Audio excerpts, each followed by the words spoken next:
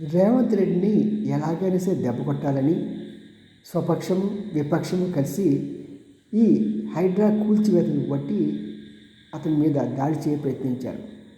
ముఖ్యంగా కాంగ్రెస్ నేతలు మరి పల్లం రాజు అని చెప్పేసి మరి ఉత్తరాంధ్రకు చెందినటువంటి ఒక ఎంపీ అతను తన ఇంటిని కూల్చివేస్తానని చెప్పేసి రేవంత్ రెడ్డి ఫోన్ చేసి దొరకలేదని చెప్పి ఖర్గే ద్వారా కరైకి ఫిర్యాదు చేశాడు.